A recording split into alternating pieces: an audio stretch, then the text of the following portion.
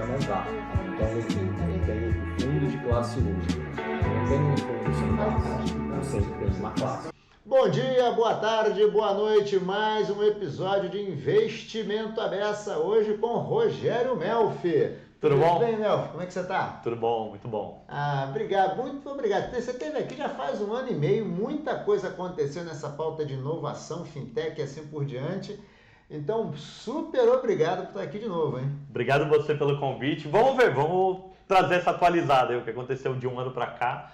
Trabalhamos bastante aí, vamos ver se as coisas aconteceram como a gente falou também. Tá tudo andando bem. Vamos ver. Primeiro, a gente não sabe quem já viu outro episódio. Se apresenta, por favor, Rogério. Não, claro, tudo bom? Então, Rogério Melfi, eu faço parte da AB Fintech, Associação Brasileira de Fintechs. Hoje ocupando um chapéu lá de gerente de comunidade. Então, o meu papel hoje é fazer interlocução, enfim, com as fintechs e entender o que elas demandam da associação e levar isso para dentro da associação e trabalhar, enfim, assim como entender das fintechs, daí levar para os grupos de trabalho lá o que a gente tem das fintechs para surgirem regulações, que a gente vai ter interlocução com o Banco Central, com a CVM, SUSEP, enfim, com essas entidades que regulam o mercado financeiro. Faço um papel também desse bate-papo que a gente está tendo, então representar a associação em eventos, podcasts, painéis, aí é uma coisa que eu venho fazendo também bastante. Aí. E faz muito bem, hein? Obrigado. E além disso eu empreendo, então estou como CPO, então a pessoa de produto, diretor de produto no Pilotin, que é um agregador de contas, um super app, como o Banco Central vem me apresentando e tudo mais, onde o usuário, a gente está construindo ainda, mas o usuário vai poder gerenciar, ver todas as contas dele num aplicativo único, construindo isso também aí para o mercado financeiro. Pô, que legal, hein? Parabéns, esse pilotinho eu quero ver. Vai, em breve a gente vai estar aí. Legal. Rogério, hoje uma conversa, até nas minhas aulas tem surgido muito, o Drex para quê? Já tem o Pix é tão bom. Então vamos fazer 2 perguntas para a gente começar aqui. Uma, o que é o Drex? E outra, qual é a diferença entre o Drex e o Pix? Beleza. Vou começar aí para estruturar um pouco assim dessa diferença, um pouco do Pix. Assim.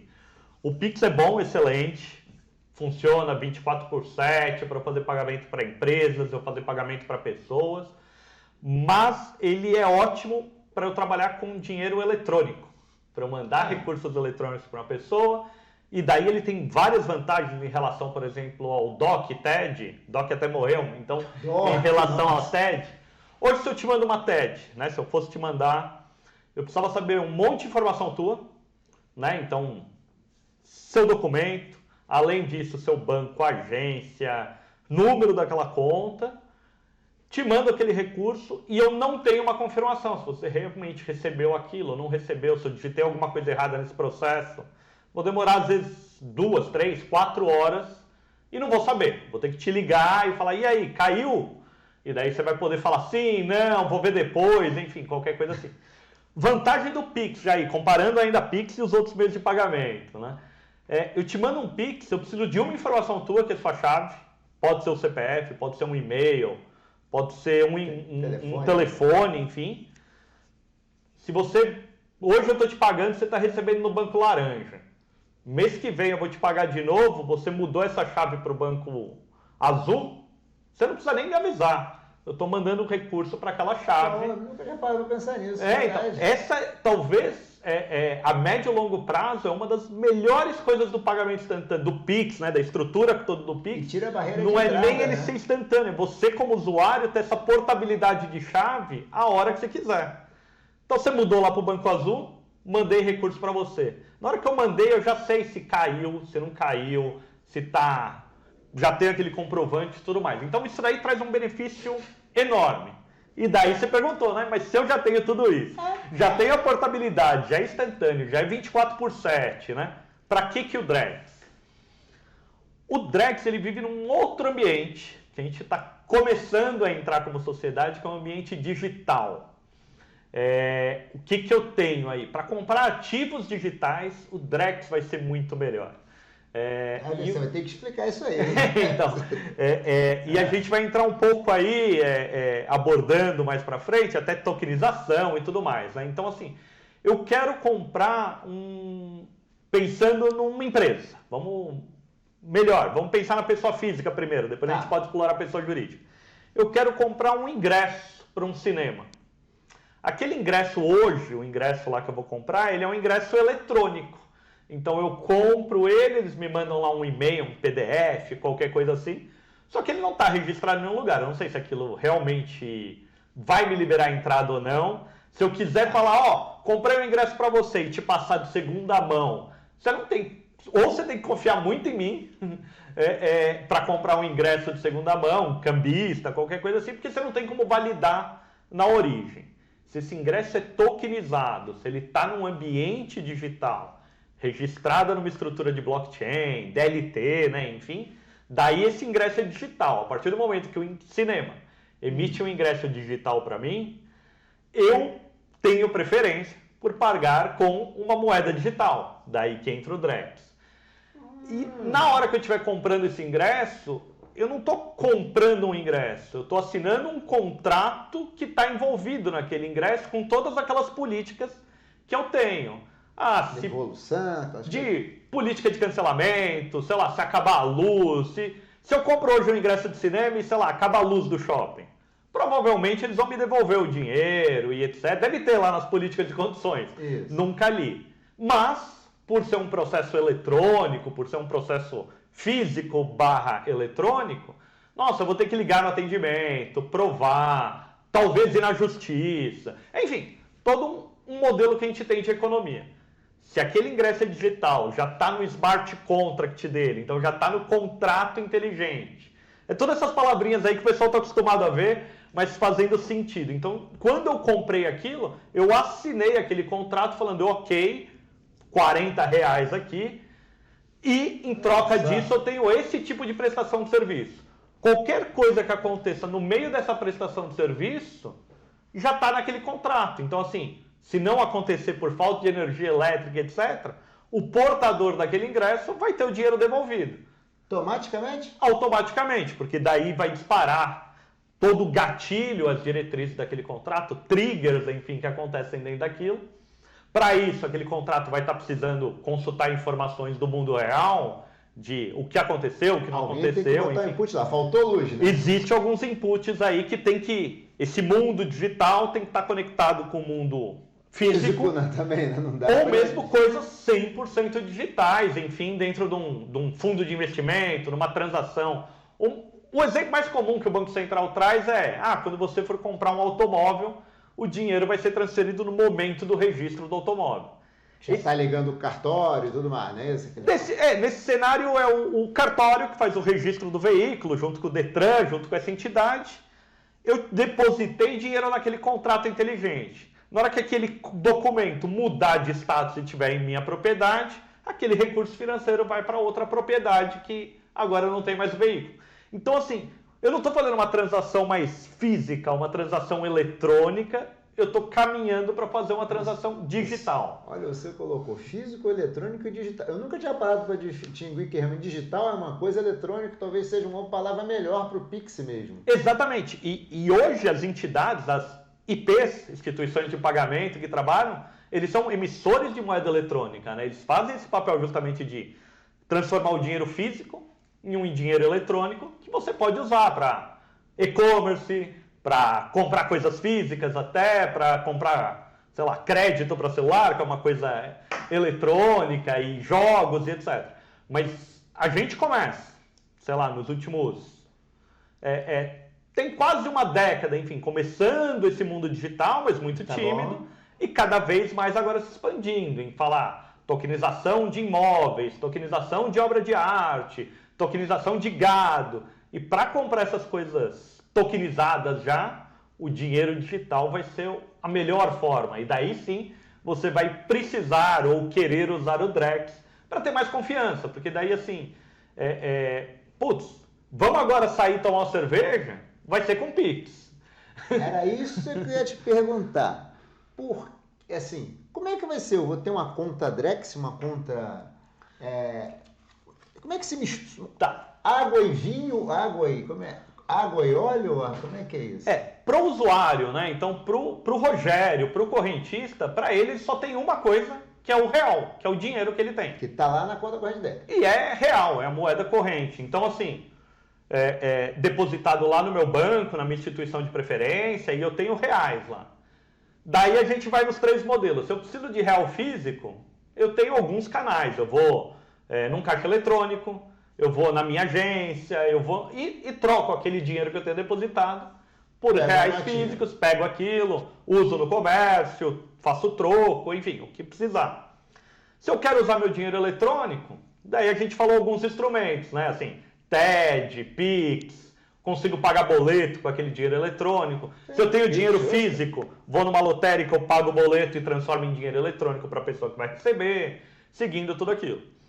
O mesmo cenário vai acontecer quando a gente tiver a infraestrutura do Drex aí pronta. Tá. Eu vou precisar agora pagar aquele ingresso para o cinema, e daí eu vou usar meu pagamento lá do banco, que eu já uso, pagar, por trás a minha instituição vai falar, o Rogério quer assinar esse contrato inteligente, colocar lá R$40 de recurso. Tem que ser Drex, ele converte aquilo para moeda digital e daí segue todo aquele fluxo. Na minha conta corrente, já converte e já paga o cara. Isso. Para o usuário comum é isso, é simples. Para o sistema financeiro, daí que começa um pouco mais complexo. Então, assim, hoje, quando a gente faz um Pix, na verdade, assim, no Banco Central, as instituições financeiras têm uma conta lá de um saldo instantâneo, dinheiro que eles vão usar para Pix. Então, precisam gerenciar aquele recurso. Quanto o banco vai deixar disponível para emissões de Pix e etc. Quanto o banco vai ter disponível. Hoje o banco tem que gerenciar. Quanto ele vai ter disponível em cada agência, em cada caixa eletrônico, para você poder transformar aquele em dinheiro eletrônico. O banco vai precisar ter profissionais e tudo mais, para também falar, quanto eu já deixo aqui tokenizado, já deixo esse dinheiro em Drex, para se o Rogério for pagar isso aqui, ser rápido, ser tranquilo. Então eles vão ter toda essa questão de o que eles tokenizam, o que eles deixam fisicamente, o que eles deixam em moeda eletrônica. Então, pro profissional do sistema financeiro é mais complexo, sim, novas capacidades que ele precisa para isso. Para o usuário final, é praticidade, ele não precisa entender nada disso, ele vai lá e vai fazer aquele pagamento. Assim, vai ser uma coisa assim, totalmente para o cara... eu quero comprar um ingresso do cinema, eu posso comprar por Pix ou tenho a opção de comprar um ingresso digital. É isso, vai começar a surgir coisas digitais e daí você vai falar, putz, eu preciso de uma instituição que me provê essa infraestrutura digital e é assim que eu quero transacionar. Tá, e aí, normal, você compra o digital, seu banco já vai ter infraestrutura, vai estar ligando no Banco Central, você vai dizer, prefiro comprar. Então as empresas vão ter que começar a lançar serviços também. Então o cinema vai ter que ter ingresso digital, talvez tenha o pedágio, todo mundo vai ter que ter os seus serviços digitalizados. Principalmente se você pensar em algumas coisas de inteligência. Você falou do pedágio, né? O que a gente pode ter? Assim, uma dificuldade que a gente tem é o pedágio por quilômetros, um pedágio por distância, que daí vai ser mais possível, porque daí você pega e fala assim, não, isso na verdade, a partir do momento que você passar na primeira catraca, na primeira chancela lá, você está assinando esse contrato inteligente falando assim, quanto mais eu andar nessa rodovia, etc., enfim, chega no final do período, ele tira um balanço e daí ele debita. Então, isso é mais possível, mais fácil você criar com moedas digitais do que com a moeda eletrônica, enfim. Então, principalmente quando envolve essas regras de negócio, e daí você tem que... mas como é que vai funcionar tudo isso? Tem como... Mistura um monte de tecnologias aí. A IoT, que é a internet das coisas. Então, assim, o que vai estar conectado com a internet garantindo que você está passando por aqueles checkpoints, por aqueles locais, mostrando a hora e quilômetro que você entrou naquela rodovia, até a hora que você está saindo. Então, várias tecnologias integradas que podem alimentar contratos inteligentes e daí você está pagando por aquilo. O que muda do eletrônico é porque o eletrônico você precisaria confiar no centralizador. Então, esses dados vão para uma instituição, a instituição faz o processamento. Mais caro também, né? É mais caro, não é integrável, e enfim. Então, cria eu confio nessa instituição, não confio na outra. Então, o Smart Contract vai possibilitar você ter um ecossistema que se desenvolve melhor. Né? Assim. Você falou duas palavras aí que a gente vai até pedir para você dar uma esclarecida. Por favor, assim, vamos... Você falou... A moeda digital tokenizada. Está implícito que se está digital tem que ter um token ou Então, não? E o que seria o token? O conceito aqui é justamente assim, de o digital ser essa economia tokenizada, ser a web 3.0, ser esse caminho que a gente segue. E o tokenizado, o que está implícito? Que ele está numa infraestrutura distribuída. Então, a informação que aquilo está registrado não está num lugar único, centralizado, que ninguém tem acesso. Tá. Está num lugar compartilhado que outras instituições que devem ter acesso àquela informação, daí sim garantindo privacidade, sigilo, etc., tem aquela informação. Na propriedade do veículo que a gente colocou, né? Hoje, se eu quiser saber instituições, né? Um banco, ele quer saber como está registrado aquele veículo, ele precisa consultar, ele não tem um acesso fácil àquilo para saber se ele está registrado, se ele está alienado, vinculado, se é uma instituição, né? Eu quero te emprestar recurso. Putz, eu tenho que ir lá, pegar uma documentação, apresentar para você falando, ó, esse veículo está em meu nome, não tem não está com nenhum financiamento pendente, isso e aquilo. Entreguei toda aquela documentação, a instituição tem que ir atrás de verificar se aquilo é verdadeiro, se não tem isso, enfim. São sistemas que não estão integrados, que não se falam de maneira sistêmica. Se eu coloco isso aí numa DLT, numa blockchain, enfim, num ambiente Web3, nesse ambiente digital, eu dou autorização de alguma forma para mostrar para você, ó, na minha carteira tem o registro desse veículo, eles vão conseguir verificar que aquele token, aquele registro não está vinculado a nenhuma outra instituição financeira. Tudo integrado, então. Tudo já integrado nesse ambiente digital e daí me liberar, sim, créditos, em financiamentos, etc. E daí alienar aquele veículo, colocar uma marquinha nesse grande livro falando assim, ó, agora esse veículo, se alguma instituição for bater, vem aqui comigo antes para ver se ele já foi pago, se ele não foi. Conforme vai pagando aquilo, vai tendo o registro daquilo, as outras instituições vão vendo. Tá. Então, assim, isso possibilita destravar várias coisas aí no mercado. Então, só um pouco ainda Pix e Drex, mas assim, o Pix é pagamento. O Drex ele já traz uma infraestrutura que pode facilitar crédito, pode facilitar investimentos, enfim. Reduz custos também, né? Quê? Reduz custos. Reduz custos de operação. De operação. Traz mais eficiência para o sistema. Essa eficiência vai ser refletida em menor taxa, mais inclusão financeira. Então, enfim, tem essas vantagens aí. Pix já traz isso, Drex tem um potencial de trazer mais também. Deixa eu fazer uma pergunta bem de ignorante agora. Por favor. Bem ignorante. Isso você falou é uma blockchain, mas você tem um grande irmão, em 1984, tem uma grande blockchain mundial que vai ficar tudo? Ou vão ser vários? O Banco Central tem uma blockchain, como é que é isso assim? Porque a impressão que deve tem uma grande blockchain no mundo que tu vai tomar conta de tudo. Várias maneiras de ver isso, né? Então, assim, como é que caminha para ser implementado? Blockchains diferentes, então estruturas diferentes, até porque para uma talvez uma tecnologia faça mais sentido. Então, para eu tokenizar dinheiro, talvez a melhor tecnologia seja XPTO. Tá. Para eu tokenizar veículos, é um pouco isso. Uma logística de entrega de mercadorias, talvez uma outra. Então, enfim, não faz sentido a gente estar numa coisa única, faz sentido talvez tecnologias distintas. Que se fala. Mas elas precisam se integrar. Então, daí a importância da gente ter padrões de... É mais do que integração, até uma questão, uma palavra, não recente, mas uma palavra agora mais, que é a composibilidade. Então, como essas coisas podem se compor, né? Então, diferente de você falar assim, essa peça de Lego, ela se integra nessa outra, porque realmente elas seguem o mesmo padrão, isso e aquilo, e daí tudo que você comprar Lego é integrável. Mas ela se compõe, eu consigo criar coisas novas através dela, eu consigo misturar diferente do propósito que era inicial e criar uma coisa nova.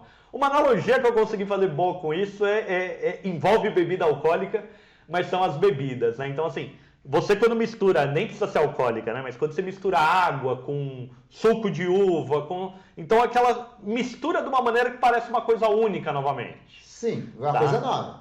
Então, assim, eu misturo água com groselha, eu misturo água com uma fruta, né? Água com limão, água com laranja. Então, essas coisas se compõem.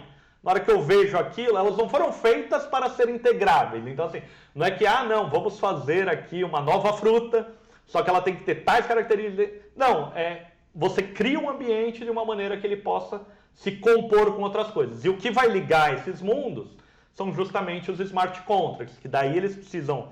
Putz, o registro... Você pode ter um smart contract que fale com duas, então. Fale com duas, que façam essa integração de alguma maneira. Então, assim, eu tenho lá... Vamos falar que são planilhonas. Tá. Planilhas eletrônicas, né? Então, eu tenho um Excel, que lá está todo o meu dinheiro. Tá o saldo do Rogério, todo... enfim, está no Excel. E eu tenho num Google Planilha, lá, enfim, os meus ativos. Então, o meu veículo, e daí... Eu tenho lá todos os veículos, na verdade, assim, marcado. Quando eu faço um pagamento de um veículo e etc., esse sistema financeiro, esse registro tem que estar no meu Excel, na minha planilha financeira daquilo. Meu financiamento de veículo está tudo aqui, no sistema financeiro. Mas quando eu termino de pagar, eu posso ir nessa planilha e falar, pago 100%, não está mais alienado e etc. Posso transferir agora o dono desse veículo. E daí eu venho aqui nessa planilha, é ela que indica quem é o dono. Certo. Daí eu mudo. Aqui nessa não precisa ter o registro do dono, isso e aquilo. Tá o registro dos pagamentos. Então, enfim, cada uma aí pode ser uma planilhona diferente. Nossa. Só que daí uma Google Planilhas, com Excel, com o Numbers, que é a planilha do Mac, enfim, eles têm que ter um padrão para quando eu precisar consultar a informação do outro, ter essa composibilidade, eu conseguir fazer um sistema que se compõe aí. E esses padrões estão em definição? Porque, assim, padrão, olha que eu tenho prática com a associação de classes. Definir padrão é uma dificuldade. É um desafio mesmo. Dentro do escopo de moedas digitais, hoje a gente fala um pouco desse padrão e como deixar isso interoperável entre moedas primeiro. Para daí entre moedas é Brasil, Estados Unidos, China, assim por diante. Exatamente. Como a gente deixa de uma maneira que, se amanhã eu tiver que trocar recursos, enfim, com Europa, eu tenho essa interoperabilidade, eu tenho isso com o euro digital, que eu tenha isso com as moedas digitais que estão surgindo, que não precisam ser a mesma tecnologia, cada país pode adotar uma, mas que de alguma forma eu consiga ter essa interoperabilidade.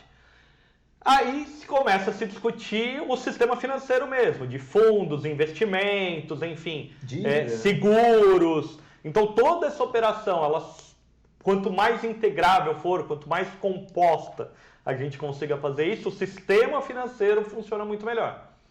O ingresso do cinema, enfim, daí... Essa história do ingresso eu achei maravilhosa. Daí ela vai seguir o padrão que ela for e daí a expectativa é que se crie. Mais por convenções de mercado, então menos... E que de alguma maneira isso seja global. Então a mesma maneira que eu compro um ingresso aqui, eu possa comprar um ingresso para o final do futebol lá da Champions League. De alguma forma eu consiga pagar aquilo. Botafogo agora no final do mês, né? Então, e eu consiga pagar aquilo com o Drex, com o meu real, e que de alguma forma aquela pessoa organizadora daquele evento receba em euros digitais e possa converter para euros físicos, para euro eletrônico, enfim, e daí pague toda a infraestrutura que ele tem lá. Então, esse é o sistema financeiro que a gente começa a caminhar. E daí, falando, trazendo aqui uns realistas, a gente está olhando para daqui 2, 3 anos. Então, está se construindo uma coisa agora que vai demorar ainda, de certa maneira, para a gente Eu achei até que era rápido. Não. 2, 3 anos para poder comprar um ingresso digital? É isso. Isso a gente já tem como expectativa. É que daí o que eu trago assim um pouco é que tem gente já querendo usar o Drex amanhã, entendeu? Isso a gente não vai ter. Então, assim, a gente está aqui no final ainda não, né? Mas em novembro de 24, ano 2025, a gente vai estar... sistema financeiro, Banco Central, associações, instituições financeiras, trabalhando muito ainda em cima disso. Para 26 a gente começar a ter algumas coisas, e daí eu falei 2, 3 anos, então lá para o final de 26, 27, daí eu acredito que você já vai ter seu real digital, sim, de comprar ingresso, de fazer essas coisas. Mas eu fico imaginando, você falou, fico assim, grandes empresas com mega fornecedores, mega clientes, vai ser assim uma facilidade, porque imagina que vai ser, pagamentos vão ser digitais, porque a pessoa comprou, entregou, não entregou, já paga automaticamente, vê alguma coisa com problemas.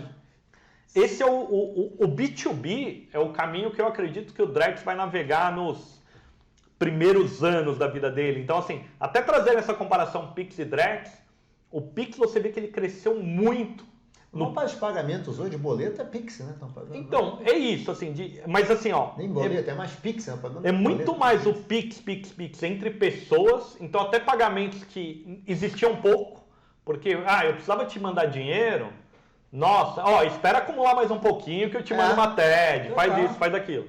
E daí o Pix facilitou isso entre pessoas, entre esse pagamento e tudo mais. Agora que ele começa a crescer em termos de, mas o número de boletos está diminuindo porque o Pix está... o número de pagamento em débitos também vem decrescendo porque as pessoas estão pagando com Pix. Mas ainda é meio comum você encontrar lá numa padaria, em algum lugar, não aceitamos Pix. Porque ele não preparou ainda a parte de trás do caixa dele, enfim, para receber aquilo, para conciliar, para liquidar. Então, o comércio ainda está se preparando. O e-commerce não. O e-commerce olhou para o Pix e falou, nossa, isso aqui traz vantagem para mim de liquidação, de custo de estoque, enfim. Mas tem muitas empresas ainda no boleto, na duplicata e etc. Porque o Pix assim, popularizou muito para as pessoas, mas nem tanto para as empresas. Principalmente por questões sistêmicas. Eu tenho que trocar tal coisa no meu sistema para daí começar a receber por Pix. O sistema tem uma duplicata que eu tenho que baixar, se eu não emitir o sistema não fecha a operação. Exatamente. Então, essas regrinhas todas, eles não viram tanta vantagem no primeiro momento de migrar para Pix e estão migrando pouco a pouco, trocando sistemas, fazendo atualização. Então, o Pix começa a crescer nisso. O Drex, eu acho que ele começa justamente pelas empresas. Porque daí é o que você falou, grandes transações, empresas importadoras, exportadoras, 500 mil regras de fluxo de trabalho. Cara, se eu tokenizar tudo isso, criar as regras, trazer esse processo, consigo ganhar muita eficiência, vou fazer agora com o Drex, vou trabalhar com isso. A própria instituição financeira que atende isso daí vai falar, não, vamos trabalhar nisso daí para tokenizar essa operação, para trazer tudo isso e etc. Então eu vejo que os primeiros anos do Real Digital, do Drex, deve ser muito atendendo grandes casos, grandes cenários que ele vai trazer uma eficiência enorme, daí um pouco mais distante talvez para aquele uso do ingresso de R$40, mas sei lá, para o ingresso da Fórmula 1, talvez que custa mais que 40. Daí então assim, tem ocasiões que o valor financeiro daquilo, o risco e etc., vão fazer muito mais sentido dentro disso. Então o Drex deve começar com grandes valores, é crença aí, né? Enquanto o Pix começou justamente de, deixa eu testar R$1 aqui para ver se o negócio funciona mesmo. Hoje o Pix, quando eu venho para cá, eu passo aqui um cruzamento aqui na Faria Lima, e tem infelizmente lá uma família e tal, que sempre fica morando na rua e tal, tem uma placa, aceita Pix, tem um Pix lá. Você fazer as doações. Uma coisa super triste, mas você vê que o Pix até aí entrou. Ele traz isso aí. Legal você trazer isso numa questão e daí entra aquelas verdades ou mentiras, talvez dos Drex e etc. E traz um pouco aí do grande irmão olhando para tudo isso, mas assim, a questão do Drex ser controlado ou não ser controlado. Por exemplo, mas você poderia... essa família hoje, se você dá esse Pix, ela pode comprar o que ela desejar, o dinheiro dela, o Drex pode ser controlado. Teve alguma citação de alguém que falou, não, vamos pagar benefícios sociais com o Drex, e daí pode controlar o que ele gasta, o que ele não gasta, né? Então, assim, eu não sei se você foi impactado por notícias dessas, mas surgiram aí no caminho, né? Eu ouvi falar de longe. Boa, ótimo. Mas trazendo aqui, né? A capacidade para isso, Drex terá. Em que sentido? Eu te dou aquele dinheiro e com isso eu consigo programar naquele contrato que esse recurso pode ser usado em tais estabelecimentos, tipo em tais... O pessoal queria proibir auxílio. Proibir de repente que se pague em bet ou qualquer coisa assim. É uma possibilidade que se traz naquilo. Assim como hoje eu tenho alguns recursos de dinheiro eletrônico que eu te dou um vale alimentação. E daí você tá com aquele cartão lá VA... Dependendo do lugar que você for, isso a gente não aceita dentro disso, né? Então, o Vale Mercado, daí você vai comprar cigarro, bebida alcoólica no próprio mercado, eles falam, não pode pagar com esse tipo de cartão. Então, o carimbo em alguns tipos de cartão a gente já tem. Sim. Só que ele é controlado ainda, assim, numa maneira que você precisa dos intermediários controlando aquilo. o Drex você terá essa possibilidade. Falar, eu estou te mandando esse recurso e você pode gastar em tais estabelecimentos, em tais quinais, enfim, dentro daquilo, com tal regra, com tal política. Então ele imita algumas coisas, ele tem essa capacidade de poder imitar algumas coisas que você já teria no mundo tradicional, enfim, que você já faz, né, de vale combustível, vale, enfim, todos esses vales benefícios que existem, mas você consegue ter uma moeda programável. Então você não depende mais da processadora ou da operadora de caixa, você poderia ter isso no contrato daquele dinheiro. Trazendo um pouco isso para o dia até isso, de você falar, pô, eu quero doar para essa família, mas eu gostaria que ela fizesse tal situação. É um contrato que você poderia ter com aquela entidade doadora, de repente, dentro disso, se fizer sentido para aquela transação, ou não, esse recurso eu quero deixar ele livre movimentação e etc e tal. Ele vai estar na livre movimentação, depende do contrato que você está aceitando para receber aquele recurso ou para pagar aquele recurso. Nossa, que legal. Engraçado, você fala muito do contrato do smart. Parece que o smart nunca não tinha essa dimensão. Parece que é meio que assim, uma coisa fundamental. Ele é o núcleo de você, assim, não é que é o núcleo, mas é uma das principais transformações que o sistema pode ter. Ele, naquela questão da planilha, ele é a macrozinha, ele assim, quando você automatiza aquela macro, atualizou aqui... No sentido de uma API, alguma coisa assim que... então, é um programa de computador rodando lá no teu dinheirinho, assim. Mas dentro da arquitetura que você tá explicando, parece assim, ele é peça fundamental, uma engrenagem fundamental para fazer as coisas se falarem e dar racionalidade para essas coisas. Ele é uma dessas pecinhas, uma outra é a própria privacidade disso tudo, porque eu preciso que ele seja programável, que ele rode, que ele tenha essa capacidade toda. Ninguém pode enfiar a mão. Mas eu preciso garantir que quem não tem direito de ver aquilo, não veja, e quem é participante daquela transação consiga ver, e enfim, então garantir toda essa questão de privacidade, tanto o sigilo financeiro, tanto o LGPD e etc., também anda muito junto com isso, assim, né? Então, e que ele consiga ser integrável, compor tudo isso. Eu não posso ter toda essa característica de programável, mas daí todo mundo tem que usar a mesma tecnologia. Ah, eu tenho sigilo, mas todo mundo tem que... Então, não, eu preciso que ele seja integrável, que ele tenha essa capacidade de se compor com outras, garantindo que eu tenha programabilidade, que eu tenha contratos inteligentes, garantindo que eu tenha sigilo, assim. Então, são... Caramba.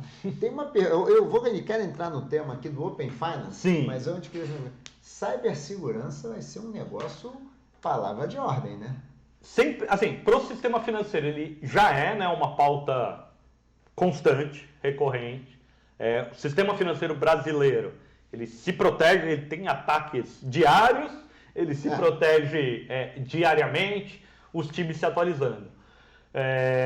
O desafio que a gente tem com tudo isso é porque a gente começa a trabalhar cada vez mais com novas tecnologias e essa grande transformação. Então, cibersegurança é sim uma prioridade, mas a qualificação, a reciclagem de todos esses profissionais para trabalhar com todas essas tecnologias que queiram ou não queiram são novas, enfim, que é uma...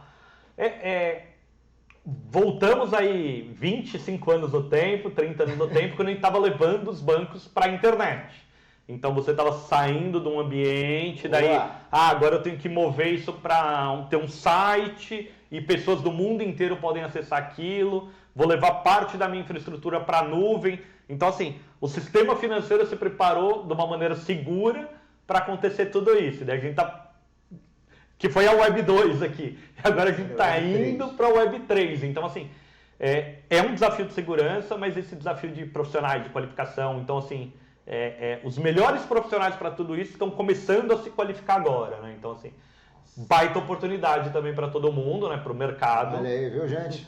Mas é um desafio, sim, para o sistema financeiro que vai ser respondido de acordo com o momento certo. Mas você deu um exemplo sensacional, que foi, para quem assistiu como eu, né, a migração para a internet, né? Realmente, sim, foi uma de quem ia no caixa, na agência bancária, naquele terminal ATM, que você conhece muito bem, né, aquele terminal ATM, né? E aí passou disso para a internet com os Bankline, Bank eletrônico, Bank não sei o que e tal. Já foi uma Mas ele foi uma revolução, né? Exatamente. E daí que começa cada vez... Então, assim, vamos voltar bastante, uns 40 anos atrás. Talvez o principal especialista de segurança num banco 40 anos atrás estava preocupado com a porta giratória, com o vidro, com o carro forte, enfim, com toda uma segurança física. 10 anos atrás, agora ele já estava extremamente preocupado com a segurança física e com a segurança digital, porque, enfim, hoje ele tem mais ameaças digitais, constantes, globais, etc., do que ameaças físicas, porque ele já conseguiu minimizar bastante isso. Mais uma década e meia, o número digital só vai aumentar. Então, a qualificação desse profissional e tudo mais muda completamente. Nossa. E não por redução tanto do físico, mas porque não vai fazer mais sentido. Você não vai querer ir na tua agência, você não vai fazer uma... Roubaram meu celular faz um tempo atrás, não ia na agência mais de um ano, só cheguei lá na agência, assim, só vai na agência realmente quem tem um problema hoje em dia. E se for para isso um canal de atendimento, talvez a segurança nem vire o principal, mas sim um lugar bom, com um ar-condicionado bacana, que vai falar com você, que vai te atender para resolver aquele problema. Porque os serviços financeiros, ele provém num outro ambiente, enfim. Então, é isso que começa a mudar aí, principalmente na questão de segurança. Nossa. Deixa eu te fazer uma pergunta, então, agora Sim. aqui. Ficou assim, a Drex e Open Finance, se falam ou não se falam? O que é Open Finance? O que isso tem a ver com Drex? Legal. Ainda dentro disso, voltar um pouco no tempo só. A gente tem o Sistema de Pagamento Brasileiro, o SPB. 2002, né? 2002, que ele começou e trazendo aí um monte de inovação. Para isso que a gente tem TED, para isso que a gente tem um monte de coisa. Foi ali, né? Foi ali. Começou com uma janela de processamento em poucas horas. Que era rápido, era instantâneo para a época, né? Isso aí que Verdade. aí que a gente está exigindo cada vez mais do sistema financeiro. Antes disso, o DOC, que demorava um dia para compensação e todo esse processo. O que eu quero trazer um pouco com isso é assim, ele é pouco falado, muito pouco falado. Você não vê, 5 anos de sistema brasileiro de pagamentos, 10 anos, enfim. Já com Pix, com Open Finance, com Drex, a gente tá na boca do povo, aí todo mundo se fala sobre isso. Verdade. Ninguém comemorou, 50 anos de boleto, qualquer coisa nesse sentido. Então, assim, o Pix, que é um meio de pagamento, pouco se fala, assim, dos outros meios de pagamento, pouco a gente fala tanto. O Open Finance, trazendo dentro disso, ele é uma infraestrutura para a gente compartilhar nossos dados. Empresas, principalmente, já usavam bastante isso, quando precisavam, por exemplo, integrar lá a tua folha de pagamento com o banco. Eu preparo um arquivo, mando para o banco.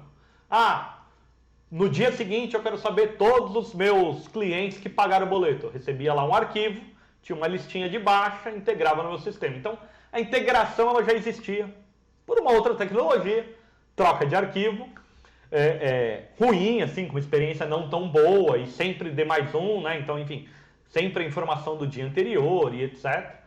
O Open Finance é essa infraestrutura que traz essa integração de dados aí no sistema financeiro. Então, quando eu consigo compartilhar principalmente assim, pensando só o meu banco com sistemas que eu quero usar. Por exemplo, o meu RP, o meu sistema de gestão financeira pessoal e etc. E ele traz, e daí um pouquinho, voltando lá no começo que a gente falou do Pix, que eu posso mudar minha chave a qualquer momento, o Open Finance traz esse benefício de eu, como usuário, compartilhar todos os dados que eu tenho numa instituição para outra. Então, azul, quero compartilhar com a vermelha. Eu acabei de ser cliente da instituição vermelha, acabei de abrir minha conta. Ela me conhece muito pouco, ela não sabe me oferecer produtos de crédito que façam sentido para mim, nem produtos de investimento que façam sentido para mim. Sou um cliente novo para ela, não tem dados. A partir do momento que eu falo assim, pega o histórico aqui que eu já tenho nesse banco laranja e coloco tudo nesse banco, ele vai falar, opa, você não usa crédito, assim, mas eu vejo aqui que você tem uma boa movimentação, que você paga todas as suas contas em dias, que você faz isso, faz aquilo. Consultei lá o Serasa, ele não tem nenhuma informação de você, mas você é um bom pagador, você é isso, você é aquilo e etc. Cara, vou te dar uma linha de crédito aqui. Eu vi aqui ó, que você tem uma alta concentração de investimento em renda fixa e etc. Tal. Acho que você podia diversificar um pouco ó, nesse fundo aqui que eu tenho, que ele é mais arriscado, que ele é isso, que ele é aquilo.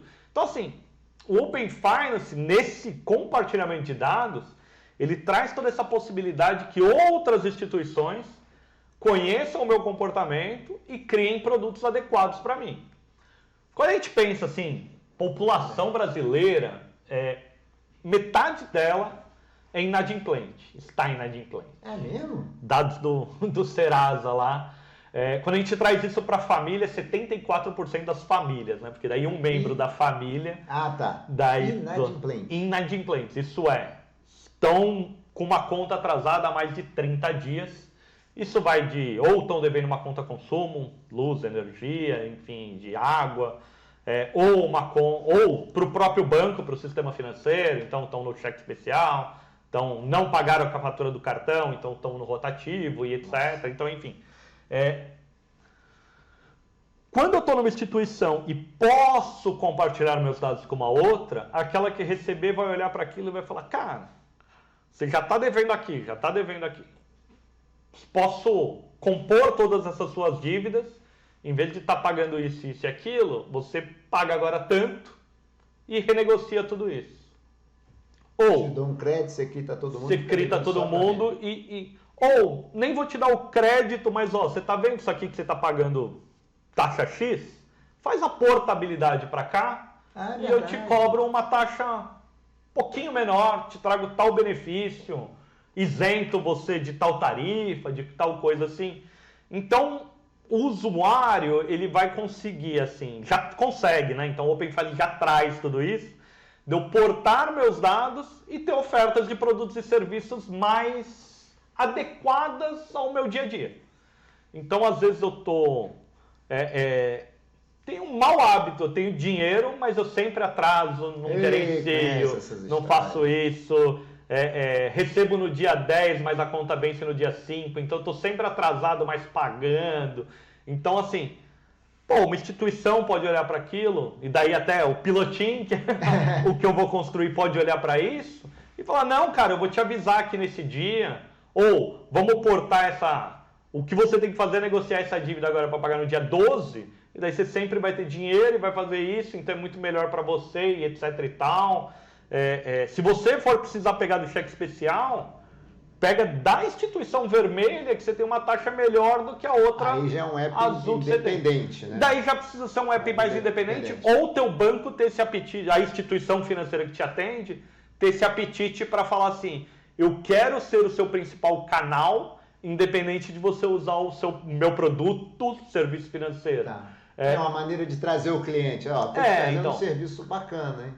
Isso é uma maneira que uma instituição pode se portar, ou um aplicativo independente. Daí a minha tese é ser um aplicativo independente, mas funciona para o sistema financeiro também. Uma fintech, uma instituição tradicional, ela pode oferecer isso. Falando assim, eu não tenho o melhor financiamento de veículo, mas eu consigo te mostrar aqui toda a sua parcela, consigo fazer isso, consigo fazer aquilo, mesmo ele estando financiado numa outra instituição. Mas você prefere, meu app é mais rápido, meu app te traz uma experiência melhor... Minha área... Atende você melhor também, atendo você melhor, você precisa mas seus dados lá daquele contrato estão aqui, eu te mostro, o dia que eu tiver uma oferta melhor, eu trago ela para cá. O dia que eu não tiver, ok, mas você olha ela por aqui. Então o Open Finance traz essa possibilidade nos dados. Tá. Mas ele tem uma outra característica que é ser transacional. Então, assim, o Open Finance nesse momento, ele se liga muito com o Pix. Então... Tá. Toda a possibilidade de trazer dados e etc. Hoje, com o pagamento, eu consigo pegar o saldo. Estou no aplicativo azul. Tá bom. Eu consigo pegar e falar assim: eu quero te fazer um Pix, mas usando o saldo que eu tenho no banco vermelho. Porque eu não tenho saldo no banco azul. Você está no banco azul. Eu estou no banco azul. Quero fazer um Pix para você. Quero fazer um Pix para usar um dado do banco vermelho. O saldo que eu tenho do banco vermelho. Pelo aplicativo do azul. O aplicativo azul vai se comunicar com o banco vermelho por trás, né, pelo back-end lá de tudo e falar, faz um Pix desse valor, dessa chave, etc. E isso acontece. Isso já funciona dentro da estrutura do Open Finance com pagamentos instantâneos. Tá. Quando a gente conseguir evoluir aí o Drex, ele se liga em todas essas 3 infraestruturas. Daí voltando, porque eu quis falar que a gente não comemora aniversário de boleto, do SPB e tudo mais. Porque a ideia, a expectativa é que a gente esqueça toda essa sopa de letrinhas. O usuário final, né, nem precisa saber o que é OpenFinance, não precisa saber o que é Pix, não precisa saber o que é Drex. Mas daí ele fala assim, eu estou aqui no aplicativo, no Pilotin, ou estou no aplicativo do meu e-commerce, né? Então, estou aqui no meu e-commerce. Eu uso lá um aplicativo que eu uso para fazer minhas compras de vez em quando, as coisas aqui para o escritório. De transporte, ou você está acostumado lá de comprar comida toda vez. Pronto. Na hora que você clicar lá, pagar, ele pode, esse pagamento aqui, eu vou usar o saldo dele do banco X. Mas o aplicativo do e-commerce? O aplicativo do e-commerce. Eu vou ter permitido, portanto... Você vai dar um consentimento, uma autorização inicial, que ele vincule seu saldo, assim, que ele faça iniciações de transação de pagamento, então você vai permitir para uma instituição regulada pelo Banco Central, tudo mais, enfim, que faça aquilo. Essa instituição vai poder ver onde você tem saldo para pagar aqueles R$25 da pizza, pouco mais, né? Uma pizza, R$100 da pizza. Vamos. Verdade, então. Era uma pizza brotinha, bem brotinha essa pizza. Essa era uma esfirra. Mas que ele possa fazer aquela transação de R$100, ele olha, vê onde você tem saldo, toma essa decisão, faz o Pix, dá um ok e já volta para você falando pagamento confirmado.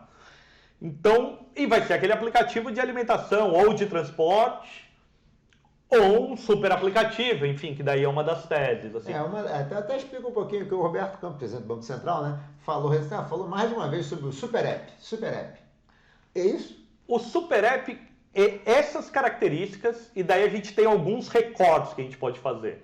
Quando a gente traz aí um aplicativo de alimentação que tem essa capacidade de se integrar no sistema financeiro, ele é um app que tem aí, já tem esteroide, já é mais fortinho, mas talvez ele ainda não seja um super app. Daí a gente tem um outro recorte, que seria um super aplicativo financeiro, que pode ser de uma instituição financeira ou de um terceiro, que ele vai compor vários serviços financeiros para você e te ajudar nessa jornada financeira. Então, alguns bancos já começam a ter isso, super aplicativo do banco tal, super aplicativo do banco tal, e para isso ele precisa ter essa disposição de realmente ofertar produtos e serviços de até outras instituições financeiras, porque senão ele não é tão super. Ficou um super app enviesado. Enviesado, né? Exatamente. Então, o super app, ele tem que perder esse viés com o tempo, mas ainda dentro de um recorte de um super app financeiro. E a gente tem uma jornada que único, um pouco mais difícil, mas a gente pode ter o super app do estudante, o super app do caminhoneiro, o super app, enfim, da mulher gestação, né, do período gestacional até os primeiros anos daquela criança. Que daí a gente consegue juntar, vamos por partes, um super aplicativo do estudante. Putz, lá dentro daquilo eu consigo me integrar todo o sistema financeiro de crédito estudantil, pagar minha mensalidade. Se eu tenho, sei lá, o bolsista, eu recebo uma bolsa lá e etc. Mas também tenho acesso a notas da minha faculdade, o material didático, presença, enfim. Toda a minha vida acadêmica tem que estar lá dentro, para ele ser um app que resolve toda aquela minha jornada. Tem que integrar coisas múltiplas, não é só a vida financeira. Além do Open Finance, você depende aí de ter um Open Education, Open Academy, um Open... e daí... mas estudante pode pagar meia em tais recursos. Então aquilo já serve como uma identidade digital de estudante válida para você ter acesso a benefícios e tudo mais, dentro daquilo que compõe um ecossistema de estudante. Mas se você traz isso para a jornada, enfim, da mulher gestante, enfim. Então, no começo da gestação, ela começa a poder agendar exames, a poder, enfim, mais um aplicativo de saúde, né? Então, ideia aí, de repente, para uma clínica, para um hospital, né? Para uma rede, um convênio médico, enfim, que já faz todo o pré-natal, que vai fazendo isso, mas que já integra aquele pagamento do convênio, a sugerir, de repente, uma poupança, uma previdência já para criança, um seguro saúde, não sei das... Enfim, então, daí você tem um super aplicativo que resolve um momento de vida teu, ou uma jornada que você é do caminhoneiro integrado com pedágio, com Waze, com multa e com o sistema financeiro também. Voltando para o sistema financeiro, quando a gente fala de todas essas infraestruturas, e o Roberto Campos fala isso, é porque a visão dele, do Banco Central, fomentando o Open Finance, fomentando que esteja também com outros primos, assim, Open Insurance, Open Capital Market, é que o sistema financeiro esteja preparado para ser programável, para ter essa composibilidade, para ser embutido em super apps. Então, assim, o Banco Central, ele não vai fazer esse super app. Não é apetite de nenhum regulador ser o principal canal, mas nada impede do plano de saúde X fazer esse super app que eu comentei, ou da Caixa Econômica ter um apetite, pensando em ainda governo e tal, fazer um super aplicativo desse sentido, ou mesmo empreendedores, daí voltando de novo um pouco para o meu cenário, falar, não, tem essa visão, vou construir um super app financeiro. Então, assim, as estradas, os caminhos para isso já estão prontos, depende de investimento, de capital, de desenvolvimento, enfim, para construir tudo isso. Acredito bastante, os primeiros casos que a gente vai ver são super aplicativos financeiros ainda. Que deve estar mais preparado, né? Estão mais preparados, mas daí no futuro, a gente já vê alguns exemplos, né, de bancos que oferecem lá que você já pode comprar eletrônico, que você pode comprar dentro daquilo, colocando marketplaces de produtos físicos dentro disso. Isso é característica de um super aplicativo. Então, assim, eu abro aquele aplicativo e começo a fazer outras coisas dentro dele que não aquela funcionalidade teoricamente primária dele, que seria fazer assim. pagamento e empréstimo. Qualquer pagamento e empréstimo. Tem um outro conceito legal de ver assim, ó, aplicativos de modo geral. Ou a gente abre ele para economizar tempo, ou a gente abre ele para gastar tempo, né? Então, assim, você vai num TikTok, no Instagram, enfim, putz, você vai, tô a fim de relaxar, tô a fim de fazer e tal, deixa eu ver a foto da família, deixa eu, sei lá, humor, piada, trabalho, enfim, umas redes sociais de modo geral, você usa mais para gastar tempo. Um site de notícia, né? Quando você abre lá o portal XPTO, de certa maneira, é lógico, é uma economia de tempo e tal, mas você vai lá sem deixa eu dar uma lida, deixa eu ver o que aconteceu, vou clicar em uma, abrir outras, etc. O aplicativo do teu banco, poucas vezes você fala assim, deixa eu ver o que tem de novo aqui nesse banco. Esquece, você entra pagar uma conta rapidinho, uma coisa assim. Para pessoal de investimento aqui, deixa eu ver se tem um investimento novo. Pouquíssimas vezes, enfim. Deixa eu ver se eu tenho crédito, mas só por querer ver, sem a necessidade. Então, não. O desafio é o sistema financeiro, enfim, esse banco, ele se tornar esse aplicativo que o usuário vai entrar para falar assim, deixa eu dar uma olhadinha o que tem de legal aqui. Porque às vezes você entra no Mercado Livre lá, enfim, no seu e-commerce predileto, só para dar uma navegada, né? Deixa eu ver o preço da TV. Você nem vai comprar uma. Às vezes acontece, tá a fim de comprar alguma coisa, deixa eu dar uma pesquisada aí. Então você fica uma semana, 15 dias, olhando para aquilo e tal, namorando, olha 2, 3. Quando você fizer isso, assim, deixa eu ver como está o tempo, acessa o site X, dá uma olhadinha no tempo. Quando você fizer isso no seu aplicativo financeiro, daí ele se torna um super app, entendeu? Você vai lá e fala, deixa eu ver se tem alguma coisa legal nesse banco aqui. Daí você vai estar olhando e vendo. Vou até olhar do meu banco hoje, eu já vi de vez em quando os negócios estão querendo vender algumas coisas lá. Então, assim, um pouco a gente pode trabalhar nessa questão de economia de tempo, gastar tempo. Ninguém gasta tempo no aplicativo do banco, pelo contrário, quanto mais ele demora, você está xingando, você está, enfim. Quando você entrar lá só para dar uma olhadinha, deixa eu ver, E daí aquilo, se esse aplicativo já consegue, e o Open Finance permite isso, juntar 3, 4, 5 saldos, é naquele aplicativo que eu vou entrar. Sim. Eu não preciso mais entrar em 2, 3. Caiu meu salário, eu recebo naquele banco porque a empresa falou para eu abrir conta lá, isso, aquilo. Mas nesse aplicativo eu consigo ver se caiu ou não, é nesse aqui que eu vou abrir, entendeu? Então, assim, já é um caminho, já é a viabilidade aí. Então, quando ele fala daquilo, ele traz 3 coisas no final da apresentação dele muito boa, que é o Super App, que é um pouco esse conceito, e acho que tentei explicar bem. ele traz explicou. dois outros pilares importantes aí, que ainda é nessa jornada aí um pouco de futuro. Monetização desses dados e a inteligência artificial aí. E Nossa, daí... o último bloquinho, inteligência artificial. Quando ele fomenta aí essa monetização, já é uma discussão que a gente começa a ter de assim, se meus dados eles estão sendo usados, quanto eu poderia estar recebendo por eles? Ou mesmo até com Open Finance, assim. Que eu pensei Pô, se eu compartilhar hoje meus dados com um estudo acadêmico, né? Um estudante lá, ele está precisando de 10 mil dados para entender o comportamento disso, aquilo, e ele está querendo, ele está disponível a pagar R$1 por quem compartilhar os dados dele. Open Finance permite isso, permite que eu vou lá, compartilhe esses dados, que ele me pague R$1. Ele vai ter que ir através de uma instituição regulada, enfim, ter acesso a isso, mas eu poderia, enfim, ele me dar direito de eu... Ele segue muito bem a LGPD, onde eu tenho os dados são meus. Eu quero compartilhar agora com esse estudante e quero ser remunerado por isso, eu posso.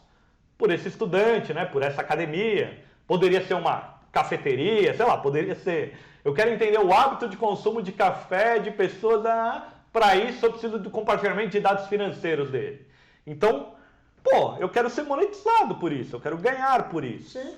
Então, assim, o Open Finance, junto com Pix, Drex, etc., enfim, começam a trazer viabilidade para esse tema e é uma coisa que, assim, ele traz a apresentação dele mostrando como um futuro que vai acontecer, as pessoas serem remuneradas por dados, e daí não só dados financeiros, mas, falei desse estudante, ele tem muito mais interesse, com certeza, dos meus dados de saúde, atividades físicas e etc., que hoje o meu celular está capturando, e uma Big Tech tem esse acesso, mas eu não consigo de uma maneira fácil e tal portar para ele.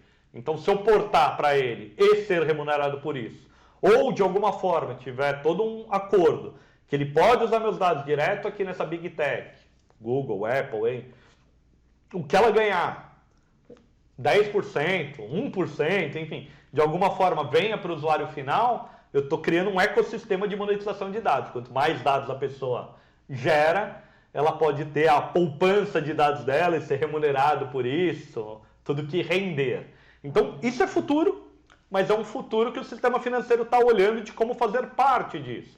Porque imagina que existe isso no futuro e o Brasil não está fazendo parte. Ou dados de saúde já estão, dados de educação já estão, mas os dados do sistema financeiro não. Então, é onde mira. E junto muito com isso é a própria inteligência artificial e toda essa questão de... Esse é o nosso último bloquinho aqui, que a gente está indo aqui para o final. Vamos mergulhar aí um pouco. Inteligência artificial, e aí? Então, daí a gente tem nisso, assim, vinculando aqui com o tema que eu tô, o poder que a gente está tendo de olhar para esses dados e começar a predizer algumas coisas. Então, qual vai ser o próximo consumo do Rogério daqui a um mês? Com uma base de dados muito boa, sem eu saber aonde eu vou gastar daqui a um mês, pessoas parecidas comigo, tiveram comportamentos parecidos comigo, estão fazendo tal comportamento. Então, provavelmente, eu tenho uma propensão, uma probabilidade de caminhar para esse tipo de comportamento de consumo. Com um mar de dados, com Drex aí, Open Finance, tendo a possibilidade de eu compartilhar isso aí com bancos, a riqueza de informação que a pessoa vai ter, e dela precisa de IA para trabalhar, para minerar, para criar esses algoritmos, transforma o sistema financeiro muito mais personalizado. E daí a gente entra em hiperpersonalização, e daí caminhando para produtos que façam sentido para mim. O que é importante só trazer aí, né? Então, assim, dar esse passo atrás um pouco de novo, mas assim, o uso de inteligência artificial, de algoritmos, de predição, ele já existe no sistema financeiro hoje. Então, assim, você passou seu cartão lá e passou 2, 3 segundos, enfim, aprovado. Nesse meio tempo, foi lá um algoritmo, tentou entender o teu consumo, validou a loja, validou um monte de coisa e falou, não, realmente ele está fazendo uma compra que faz parte do perfil dele, vou aprovar. Se fizer a mesma compra, 10 minutos depois, só que veio de outro estado, ele vai pegar e vai falar, não, peraí, caiu aqui num algoritmo, numa inteligência que vai falar assim, ele não se movimentou e pelo valor, pelo tipo da transação, pelo não sei o que, é uma fraude, vou negar e daí vai ter a transação negada. Então a gente já usa IA, algoritmos, há tempos. O que acontece agora, nesse último ano e tudo isso? O poder computacional que a gente atinge, a quantidade de dados e como a gente consegue inferir isso de uma maneira muito melhor, tá escancarada o quanto é barato e eficiente fazer isso. Então o custo que a gente tinha antes de perguntar para uma máquina, gere um texto e ela processar aquilo e gerar, uma que ia demorar semanas, então a gente ia gastar energia, ia gastar processamento e etc. E ela ia escrever lá um texto. Hoje ela consegue responder em segundos com um custo muito mais eficiente. Então quando a gente joga aí dados financeiros dentro disso, riscos de fraudes e etc., o que a gente podia limitar poucas transações, então no transacional vou ficar monitorando se aquela transação pode ser. Agora não, eu vou monitorar durante toda a jornada dele. Então toda noite, instituição, enfim, fica também a dica, né? Instituição que queira fazer isso, vou rodar aqui no extrato desse cliente e entender se ele vai precisar de crédito ou não, e daí já vou, quando ele acordar, vou estar fazendo essa oferta. Isso era caríssimo 5 anos atrás, se torna barato de fazer agora.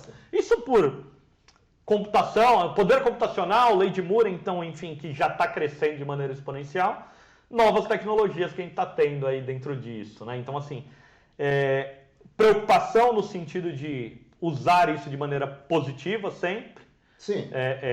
Então, pro benefício, enfim, do sistema financeiro, para a gente ter a instituição financeira gerenciando melhor seus riscos. E principalmente, se eu tenho essa capacidade de monitorar como você está e predizer, então assim, pessoas parecidas com ela que tiveram tal comportamento, que trabalham em tal setor, que moram em tal região, enfim, tem um aumento de renda e tal, enfim, eu já posso predizer que ele está tendo aquilo, etc, e criar isso. Superendividamento, você pode ter alertas para superendividamento. E começar a criar tudo isso daí, ó. Tá numa rota aí que... E eu não vou precisar esperar 3 meses para descobrir isso trabalhando.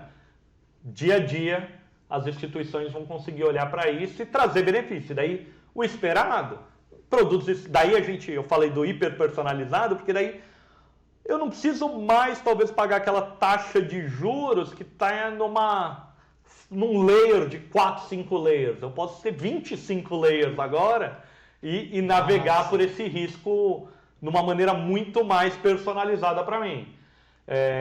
Se eu quiser migrar de uma instituição para outra, que foi o exemplo que eu dei, dia seguinte eu já vou poder ter uma experiência personalizada, ela já vai poder me conhecer. Nossa. Daí voltar aos 40 anos, como a gente tinha lá na agência, porque você entrava na agência, o cara já, opa, veio aqui, é mesmo, Rogério, seu talão chegou faz 3 dias aqui, que eu sabia que você estava sem folha e etc. Por quê? Porque antes o seu gerente tinha esse controle 1 a 1 de, chegou o talão, chegou isso, acabou o cheque desse cara, e enfim, essa gestão que a gente tinha antes, talvez não hiper personalizada, mas personalizada, a gente se perdeu aí numa década dentro do sistema financeiro. Geral, né? Antes você ia numa banca de jornal, ele sabia o jornal que você queria. Você ia num restaurante, a pessoa conhecia. Mas assim, no sistema financeiro a gente começa a poder voltar a ter, só que através de algoritmos, através de inteligência artificial, comportamento, o relacionamento que você tem com a instituição. Assim. Nossa, que mundo bonito, né? E tem muita coisa que pode dar errada, mas então, o mundo evoluiu porque as coisas andam para frente, né? Então vai dar certo. Caminha para evoluir nisso com essas preocupações de regulação, de atentar e daí tudo mais para que caminhe para esse mundo bonito mesmo. Nossa, Rogério, infelizmente o nosso tempo está muito estourado já. A conversa foi tão boa que eu fui deixando. Não, ótimo. Sempre bom bater papo. Essa conversa foi ótima. Faltamos alguma... Não que a gente não vá fazer outro no próximo semestre, mas... Não, a gente combina de daqui um ano e pouco voltar aqui e falar... Não, ó, a gente cobriu tudo isso. O importante, assim, talvez o que vale...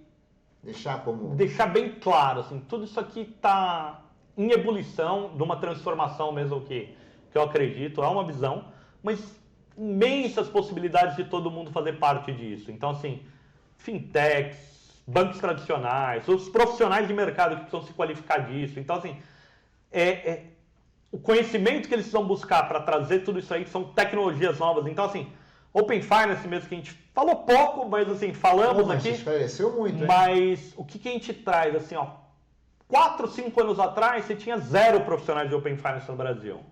Hoje você tem dezenas, assim, uns 10 mil a 15 mil profissionais trabalhando com isso no dia a dia.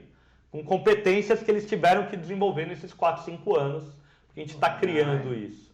Drex, talvez a gente tenha menos de 1000, uns 500 pessoas, assim.